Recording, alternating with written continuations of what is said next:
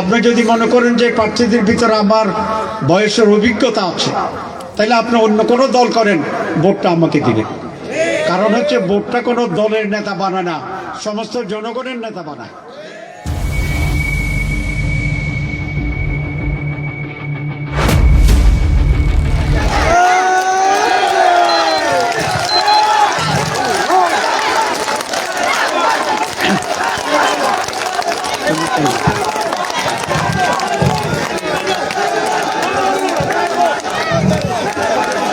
বিসমিল্লাহির রহমানির রহিম। মাননীয় সভাপতি এবং উপস্থিত সম্মানিত মানুষরাজি, আসসালামু আলাইকুম রহমতুল্লাহ। আমরা এশার নামাজের আগেই মিটিং শেষ করবো ইনশাআল্লাহ, আজানের আগেই। সুতরাং সময় 5-7 মিনিট আছে। আর নির্বাচনের সময় তো অনেক লম্বা বক্তৃতা কিছু থাকে না। আপনারা জানেন অনেকেই, যেবার পরিবর্তন হলো 5 আগস্ট, তার আগে 22 তারিখে 22 জুলাই আমাকে অ্যান্টি টেররিস্ট যে টিম আছে তারা অ্যারেস্ট করেছিল। প্রায় 18টা গাড়ি নিয়ে আমাকে অ্যারেস্ট করতে আসছিল। যেদিন দেশ দ্বিতীয়বার স্বাধীন হয় 5 আগস্ট, সেদিন আমি কেন্দ্রীয় জেলে ছিলাম। জেল সুপার এসে বললো, স্বাধীন হয়ে গেছে, আপনার ইচ্ছে করলে এখান থেকে ফোন করতে পারেন। আমাকে নিয়ে একটা মোবাইল ফোন দিল। আমি প্রথম ফোনটি করেছি 14 গ্রামে এবং বলেছি যে 14 গ্রামে যেন আকাশে কোনো ধোঁয়া না দেখি। আমি বলেছি যারা অন্য দলের থেকে কিছু কিছু বাড়াবাড়ি করেছিল, আমার আশঙ্কা ছিল যে তাদের উপর একটা প্রতিশোধ নেওয়ার মহড়া হতে পারে। সে কারণে আমি বলছি যে কারোর উপর যেন কোনো প্রতিশোধ নেওয়া না হয়। আপনাদের এই হিঙ্গুরায় আমি যত জানি 5 আগস্টের পরে এমন কোনো ঘটনা ঘটেনি যেটা তার আগে যে জুলুম হয়েছিল তার কোনো প্রতিশোধ নেওয়া নিয়ে কোনো প্রতিশোধ আমরা নিয়েছি কোন কাপড়তে? কথাটা আমি এই জন্যই বললাম, আমি যদি নির্বাচিত হই তাহলে আমার একটা অন্যতম একটা দায়িত্ব থাকবে, 14 গ্রামের জন্য কোনো হানাহানি মারামারি না হয়। কাউকে না কাউকে কাজটি করতে হবে। ইনশাল্লাহ সেটা আমি শুরু করেছি। প্রতিশোধ নেওয়ার সুযোগ ছিল, সেটা আমি নেইনি। আগামীতেও যিনি যে দল করেন তার অধিকার আছে, যিনি যে মতের হবেন তার অধিকার আছে। সুতরাং সে তার মত অবাধে প্রকাশ করতে পারবে, তবে কেউ কারো প্রতি হুমকি বা সন্ত্রাস করতে পারবে না। এবার নির্বাচন 2008, 14, 2018, 2024-এর মতো হবে না। সুতরাং কেন্দ্রে 2-4 জন এসে মাস্তানি করার যে চিন্তা, এটা আমার মনে হয় ভুল হবে। আজকে আর্মি, জেলা প্রশাসন, অন্যান্য বাহিনীর যারা প্রধান আছেন, তাদের সকলের সাথে আমি কথা বলেছি। তারা বলছেন যে স্যার নিশ্চিন্ত থাকেন, কেউ কোনো অন্যায় ভোট কেন্দ্রে করতে পারবে না। প্রতি 3 কেন্দ্র মিলে একজন ম্যাজিস্ট্রেট, তো 3 কেন্দ্রে যেতে তো ম্যাক্সিমাম 20 মিনিট লাগে। প্রতি 20 মিনিট পর পর ম্যাজিস্ট্রেট আসবে। আর্মি দেওয়া হচ্ছে, বিজিবি দেওয়া হচ্ছে, পুলিশ দেওয়া হচ্ছে, র্যাব দেওয়া হচ্ছে, আনসার দেওয়া হচ্ছে। কথাটা এই জন্যই বললাম, আমরা সুষ্ঠু নির্বাচন চাই। অনেক কেন্দ্র আছে যেখানে আমরা একক প্রভাবশালী, কিন্তু তারপরেও আমরা কোনো কেন্দ্র দখলের পক্ষে নহি। সুষ্ঠু নির্বাচন হবে, যে যা ভোট পাবেন মানুষ যেন ভোট দিতে পারে সেই ব্যবস্থা গ্রহণ করতে হবে। আপনি মাস্তান, আপনি আরেকজনকে ভোট দিতে দিবেন না, এই অধিকার তো আপনার নাই।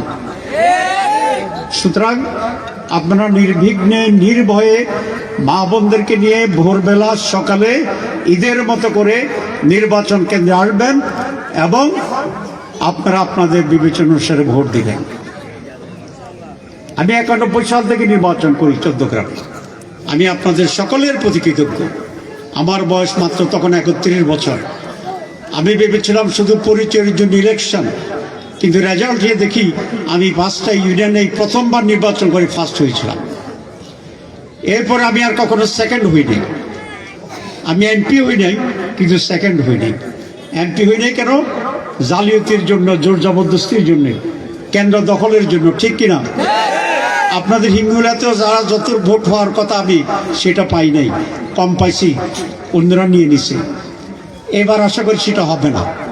কেন হবে না তার চিত্র তো এখন দেখতেছি। আমার তো মনে হয় হিঙ্গুলাক বাড়ি করে আর কোনো পুরুষ নাই, আছে না? সব এখানে, সব এখানে আসছে। তো ইনশাল্লাহ এবার বিপরীত চিত্র আমরা দেখতে পাবো। আমার একটা আবেদন থাকবে যে আমি, যদি আপনারা মনে করেন যোগ্য, তাহলে আপনি বিএনপি করেন, আপত্তি নেই, ভোটটা আমাকে দেবেন। আপনি যদি মনে করেন যে প্রার্থীদের ভিতরে আমার বয়সের অভিজ্ঞতা আছে, তাহলে আপনি অন্য কোনো দল করেন, ভোটটা আমাকে দিবেন। কারণ হচ্ছে ভোটটা কোনো দলের নেতা বানায় না, সমস্ত জনগণের নেতা বানায়। তা আপনার দলের ভুলের ভোটের কারণে সমগ্র জনগণের যদি নেতা হবেন, উনি যদি সৎ না হয়, যোগ্য না হয়, তাকে যদি মন্ত্রীর সাথে, প্রধানমন্ত্রীর সাথে দেখা করার জন্য 3 দিন ধরে অ্যাপয়েন্টমেন্ট স্লিপ দিয়ে বসে থাকতে হয়, তাহলে তার পক্ষে উন্নয়ন করা কি সম্ভব? আমি এমপি ছিলাম, আমি কতিপয় বড় বড় কাজ করেছি আলহামদুলিল্লাহ। আমি 14 জনকে পৌরসভা করছি, অতীতের কোনো এমপি এটা করতে পারে নাই। আমি 14 গ্রামে ফায়ার ব্রিগেড স্টেশন করেছি, অতীতে সেটা হয়নি। আমি 50 শয্যার হাসপাতালকে, 28 শয্যার হসপিটালকে 50 শয্যা উন্নীত করেছি। আমি 14 গ্রামে ডিজিটাল 1000 লাইনের ডিজিটাল টেলিফোন করেছি। 375 কিলোমিটার বিদ্যুৎ দিয়েছি। এই পুরা 32 কিলোমিটার ফখরুদ্দিন রোড, যেটা এখন দেখছেন যে ফরফরা সুন্দর, এটা কেন হয়েছে? এটা ওয়ার্ল্ড ব্যাংকে দিয়েছি, বিশ্ব ব্যাংকের অর্থ থেকে, বাংলাদেশের টাকা নয়। আমি বিশ্ব ব্যাংকটাকে ঢুকাইছি, একসাথে এত বড় প্রজেক্ট আর হয়নি। এটা কেন পারলাম? এই জন্যই, যারা যখনই মন্ত্রী হয়, সরকারের হোক বিরোধী দল হোক, ওরা হয় আমার ক্লাসমেট, আমার সমসাময়িক, অথবা আমার জুনিয়র, তারাই তো আজকে দেশ চালাইতেছে। সুতরাং চেয়ারম্যান মোদী সাহেব যেটা বলছে সত্য। আমি কুমিল্লা থেকে চিফ অ্যাডভাইজারের সাথে আল্লাহর মেহরবানি ফোনে কথা বলতে পারি, সেনা প্রধানের সাথে কথা বলতে পারি, মন্ত্রী পরিষদের সাথে কথা বলতে পারি, এখনই পারি, এমপি ছাড়াই আলহামদুলিল্লাহ। আপনাকে দেখেন না চিফ অ্যাডভাইজারের সাথে আমার মিটিং হয়, দেখছেন না? দেখেন নাই তো আলহামদুলিল্লাহ। যদি লিগের চাবিটা পাই, তো তাহলে সেই শক্তিটা অনেক বেড়ে যাবে ইনশাল্লাহ। তার একটা মনে হচ্ছে আমি এমপিও নই, মন্ত্রীও নয়, কিন্তু 180 কোটি টাকা ডেভেলপমেন্ট রাস্তাঘাটের প্রজেক্ট এই অবস্থাতেই আমি পাস করিতে পারছি আলহামদুলিল্লাহ। এই সময় আপনার কিছুদিন পর থেকেই এগুলো কাজ দেখা শুরু করবেন। যাক, যেহেতু সময় আর বেশি নেব না, নির্বাচন এসে গেছে। আমি একটাবার আপনাদের কাছে অনুরোধ করতে চাই, আমরা তো আপনার এলাকার মানুষ, আমার বাড়িতে এখান থেকে বেশি দূর না, ছাদে উঠে চিৎকার দিলে ওইখানে আবার চলে যাবে। তো এবং আপনি যদি কান পেতে শুনেন, আমার বাড়ির লোকদের বক্তব্য আপনি শুনতে পাবেন। সুতরাং আমার নানা রকম অধিকার আছে। এক হচ্ছে আমি অনেক পুরানো, আপনাদের কাছে বারবার আসছি, কয়েকবার ইলেকশন করেছি। 2, আমি বয়সের দিক থেকে সিনিয়র আছি। 3, রাষ্ট্রীয় পর্যায়ে রাজনীতিতে আমার অবস্থান সিনিয়র। 4, আমি বিভিন্ন আন্তর্জাতিক সংস্থায় কাজ করার আমার একটা অভিজ্ঞতা আছে। 5, সেটা হচ্ছে সবচেয়ে বড় দাবি আমার, সেটা হচ্ছে আমি আপনাদের এলাকার সন্তান। সুতরাং এই সকল বিবেচনায় আমি আপনাদের প্রত্যেকের ভোটটা কি পেতে পারি না? আমি ওয়াদা করতে চাই যে, আপনাদের ওয়াদা না, আমি ওয়াদা করতেছি যে যদি আপনাদের সকলের ভোটে নির্বাচিত হই, আমি এমপি হওয়ার পরে কে কোন দল করেন এই বিবেচনায় কারো প্রতি আচরণ করব না। যিনি 14 গ্রামের, তিনি বিএনপি হইল আমার লোক, অন্য কোনো দলের হইল আমার লোক, জামাত ইসলামী হইলে আমার লোক, ন্যাপের উনি সাধারণ সম্পাদক, উনিও আমার লোক। কারণ উনি আমার দল করে না, কিন্তু আমরা তো একই উপজেলার মানুষ। আপনি এক দল, আমি এক দল, একটা পার্থক্য আছে, কিন্তু বাকি তো সব মিল। আমি আপনার এলাকার মানুষ, আমরা সুখে দুঃখে একসাথে থাকি। অনেকে আমার বন্ধু, অনেকে আমার আত্মীয় আছেন না এখানে, তো সব মিলকে যোগ করে একটা কর মিলকে বাদ দিয়া এই ভিত্তিতে তো আমাকে ভোট দিতে পারেন।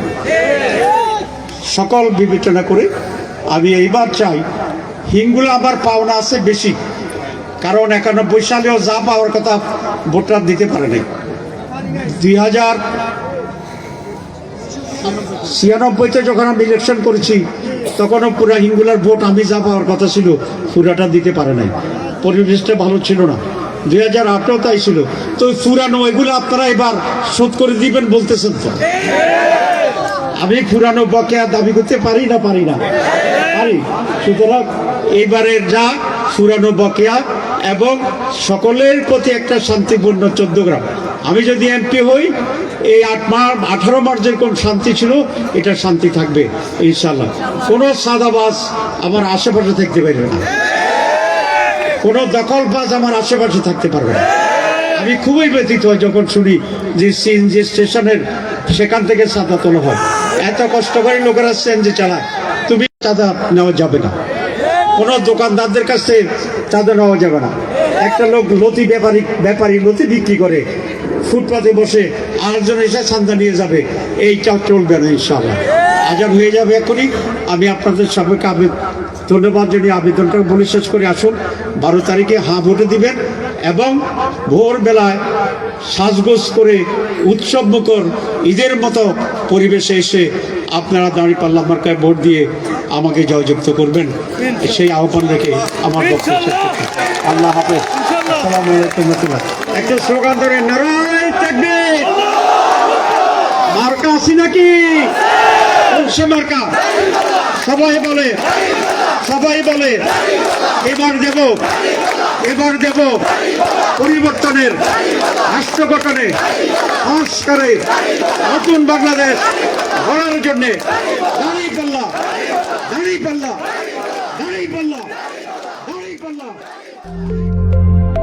সকল প্রকার অডিও ভিডিও বিজ্ঞাপনের জন্য যোগাযোগ করুন খবর 14 গ্রামে। ধন্যবাদ।